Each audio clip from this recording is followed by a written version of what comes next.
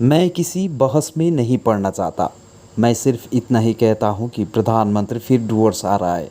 यह अच्छी बात है, लेकिन साथ ही उन्होंने यहाँ की जनता से जो वादा किए थे उन्हें भी पूरा करें। बस मैं यही चाहता हूँ। यह शब्द है तृणमूल कांग्रेस के नेता और पूर्व केंद्रीय मंत्री जॉन बारला के, जो 29 मई को प्रधानमंत्री नरेंद्र मोदी के प्रस्तावित दौरे को लेकर अपनी प्रतिक्रिया दे रहे थे। उन्होंने साफ कहा कि सिर्फ झूठे वादे नहीं, अब यहाँ के लोगों के विकास के लिए काम करना होगा। बारला ने बताया कि वह अलीपुरद्वार में एक अस्पताल बनवाना चाहते थे। उसकी प्रक्रिया लगभग पूरी हो चुकी थी, लेकिन कुछ अड़चनी की वजह से यह काम रुक गया। अब उम्मीद है प्रधानमंत्री उस अधूरे काम को पूरा करेंगे, क्योंकि यहाँ के लोगों के इलाज के लिए आज भी बाहर जाना पड़ता है। उन्होंने प्रधानमंत्री को याद दिलाया, जब आप बीरपाड़ा आए थे तो आपने खुद चाय वाला बताया था, तो आप चाय श्रमिकों का दर्द भी समझिए और उनका समाधान भी कीजिए। गोरखाओं के सपना मेरा सपना भी, गोरखाओं के सपने की बात भी कही थी। 20 साल पूरे हो गए, लेकिन उनका सपना अब भी अधूरा है। बारला ने यह भी कहा कि टी बोर्ड के लिए बजट में जो 1000 करोड़ रुपए की घोषणा हुई थी वह आज तक लागू नहीं हुई। और अंत में प्रधानमंत्री अगर वाकई श्रमिकों के हित में चाहते हैं तो इस दौरे में कोई ठोस और बड़ा पैकेज घोषित करे, यही हम सब की उम्मीद है। मैं तो यही कहूँगा कि जब आ ही रहे हैं, पहली बार अलीपुरद्वार में आ रहे हैं, इससे पहले भी मादारी हाट में आए थे, तो उस समय भी बोल के गया था, गोरखा का सपना मेरा सपना। आज 20 साल बीत गया, आज तक उनका समस्या का समाधान नहीं हुआ। तो मैं यही बोलना चाहता हूँ, आज मैं भी 5 साल भारत सरकार में रहा, तो भारत सरकार में रहते रहते, मंत्री रहते रहते, मैंने एक हॉस्पिटल का सारा काम करके तैयार करके बस इनॉग्रेशन करना था। ज़मीन चिन्हित हो गया था रेलवे का, और 100% फंड हमारे मिनिस्ट्री, माइनॉरिटी मिनिस्ट्री के द्वारा, प्रधानमंत्री जन विकास कार्यक्रम के द्वारा 7400 स्क्वायर मीटर में, है ना, 60 साल का 1 रुपया लीज में ज़मीन चिन्हित हो गया था।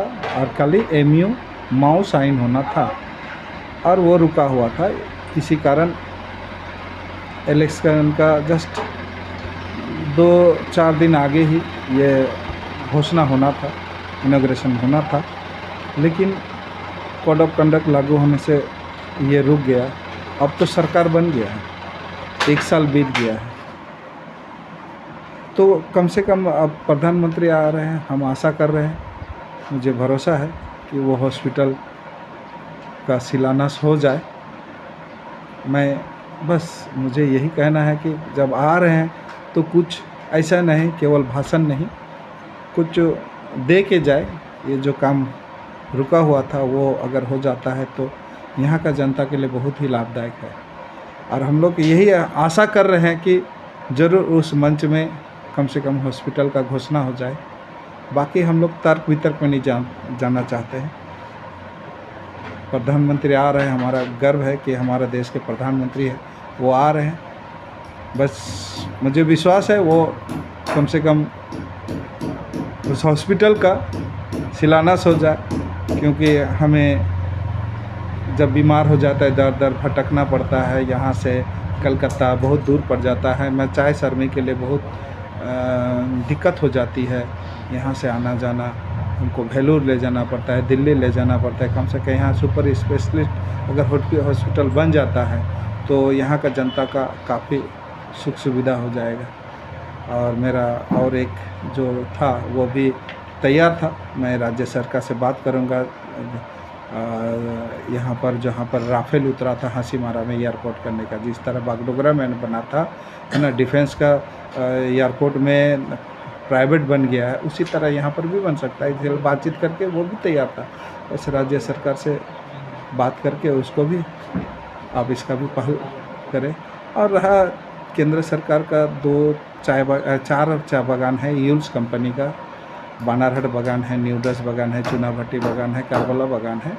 ये काफ़ी दिन से बंद का कगार जैसे है, अभी 10-15 इनका फोरनाइट पेमेंट नहीं हुआ है, सब स्टाफ का पेमेंट नहीं हुआ है, पीएफ जमा नहीं हो रहा है, तो सारा चीज़ अन्याय हो रहा है। तो केंद्र सरकार का गवर्नमेंट अंडरटेकिंग गार्डन है, तो कम से कम इसको सुचारू रूप से चलाया जाए कि श्रमिक यहाँ से मजबूर होकर दूसरा राज्य प्लान होने जा रहा है और केंद्र सरकार का बागान होते हैं, बाकी तो है ही। और सबसे बढ़िया है चाय बागान का आज जो परिस्थिति है। आज हमने जब मंत्री था, एमपी था, तो मैंने अपना बात रखा था कि चाय बागान का जनता ने आशीर्वाद दिया है कि हम फिर चाय बागान के लिए कुछ करें। तो उस समय 1000 करोड़ का टी बोर्ड के लिए घोषणा किया था for the development for the tea garden, लेकिन आज तक उस पैसा को कहीं पर यूटिलाइज नहीं किया जिसका बेनिफिट ना चाहे श्रमिक को तो दूर का बात है, कम से कम ओनर को, है ना, टी मैनेजमेंट को अगर मिल जाता तो कम से कम इससे थोड़ा सा रिलीफ मिल जाता है मालिक को भी। मालिक बचेगा तो हम लोग भी बचेगा, हम लोग बचेगा तो हमारा जनता बचेगा, है ना। तो ध्यान नहीं दिया जा रहा है, तो मैं चाहूँगा जब आ ही रहा है तो चाय बागान को थोड़ा सुधार के जाइए, चाय बागान के लिए थोड़ा पैकेज का घोषणा करके जाइए तो बेटर रहेगा। जनता किस भरोसा पे आने वाला दिन रहेगा, किसका भरोसा पे? मुझे है अब ये बाकी काम करे, बाकी मुझे देखिए मैं तो बोलूँगा ही, क्योंकि मेरा काम को आप सब जानते हैं किस प्रकार से रोका गया है। लास्ट मोमेंट में होने वाला था उसको भी, लेकिन मैं ज़्यादा तर्क वितर्क में नहीं जाना चाहता। तर्क वितर्क से समस्या का समाधान है। मैं जब प्रधानमंत्री आ रहा है तो मैं मेरा यही आवाज़ है, मेरी यही मांग है कि जो भी रुका हुआ काम हो उसको काम कीजिए, बस यही कहना चाहता। मैं तर्क वितर्क में नहीं जाना चाहता, क्योंकि मैंने किसी से तर्क वितर्क करने से मेरा समस्या का समाधान हो तभी का तर्क वितर्क करूँगा।